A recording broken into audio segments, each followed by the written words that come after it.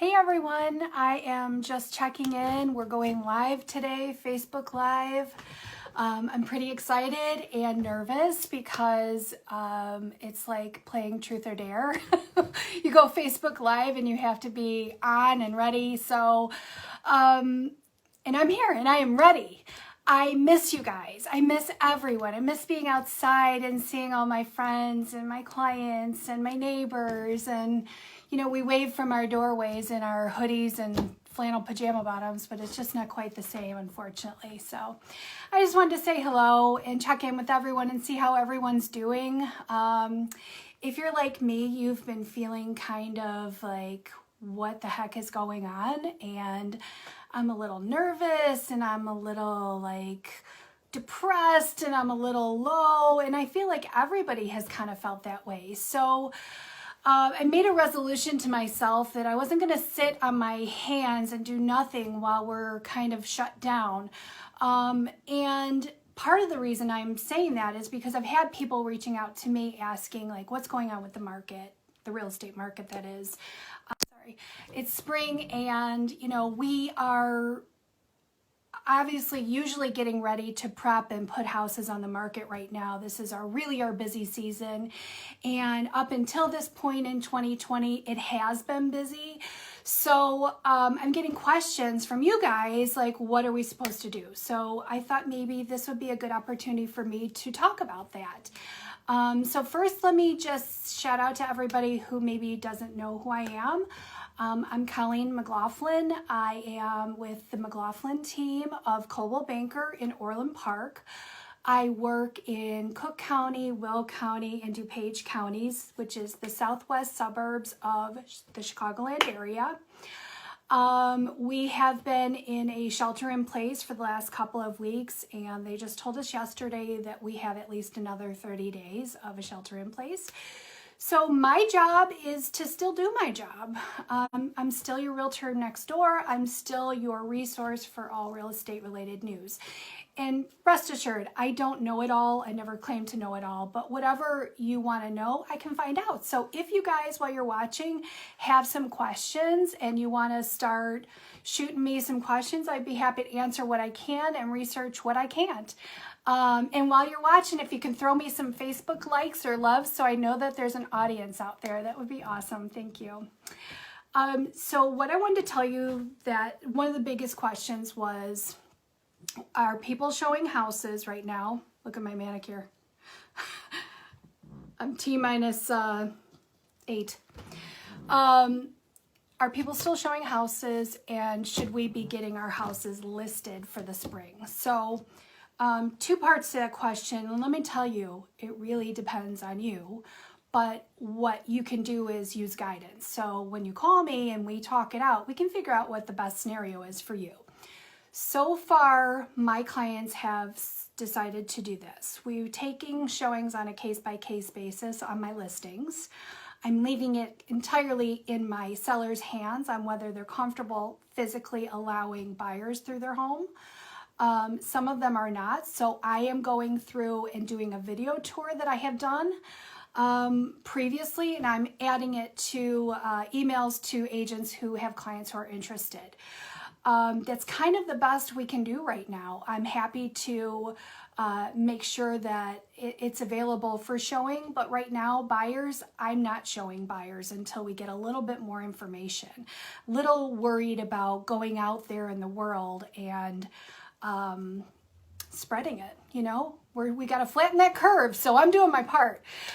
Some of you may have seen that I've had a few closings though in the time that we've been locked down. So this is how that world has turned into. We do a final walkthrough with our buyers the day of the closing, and the house is vacant.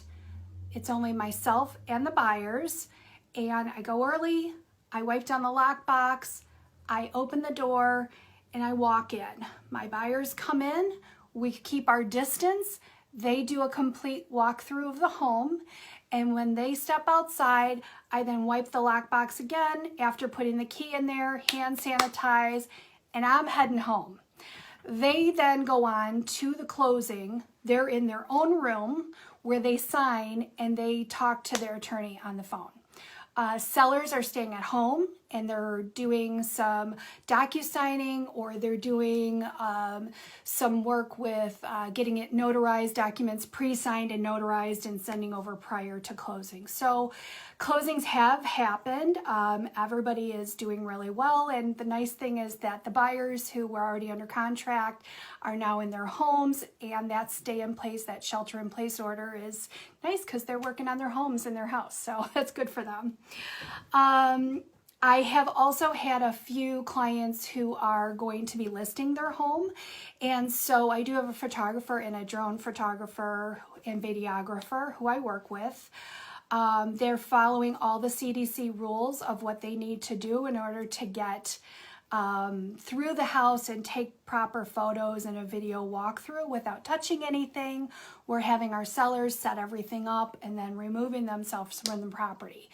So if we take enough precautions, we can do this correctly. It doesn't pay to wait until this all stops to be prepared. So there's a lot of things that we could be doing together in order to be ready to jump back in. Personally, I feel that the market will pick up as soon as we're able to get back in play. And I know that's going to take some time. From everything that I've read so far, I'm not seeing anything about the market being like our last Great Recession, 2008. We still have fantastic mortgage rates. We still have a lot of pent-up buyers out there and not enough listings. So I'm helping in our local areas. I'm hoping that that really makes a difference on kicking us back up and running again when we're able to get back outside. So other than that, my family has been going stir crazy like all of yours. Mike, my husband, and Jake, my oldest son, who's living and working from our house while we're under lockdown, because he didn't want to be alone in his own condo. They've been playing indoor golf, so please pray for me that I don't end up with a broken window. It's a simulator, but that doesn't matter. And my daughter is unfortunately in 8th grade, and she's doing her homeschooling work, and we're just hoping that there might be some sort of graduation in her future. But hey, everything is unknown. We're all in this together. And I just wanted to peel off the layers of malaise that I've been feeling, put some makeup on, look a little fresh for you guys, and be a resource. And we're all in this together. So what I'd like to ask you is for you to like and love and share, whatever you want to do, this video, and then send me any questions. You guys have my information. You can ask me questions within the feed here, or you can text me or DM me. You know how to get a hold of me. All of my info is out there. So honestly, if you just want to chat, I'm home. So give me a call. Anyway, thank you for putting up with my nervousness. I hope you like my set, because you can't see the chaos that's behind my desk, and there's just piles of rubble, let me tell you. Also, let's give an applauding shout out to my 15-year-old dog Molly, who has been laying quietly at my feet, and she hasn't choked or barked or coughed at even once. So that's in and of itself a win. And lastly, it's actually April 1st. It's April Fool's Day, which none of us really have the nerve to do any April Fools at this point. We don't need it. But it is also my middle boy's birthday. Mitchell Thomas McLaughlin is 23 today. And let's all send him some love. He's down in Nashville, and we miss him so much. So anyway, all right. Can't wait to hear from you guys. Thanks for being patient. And I'm going to probably see you tomorrow. Okay, bye.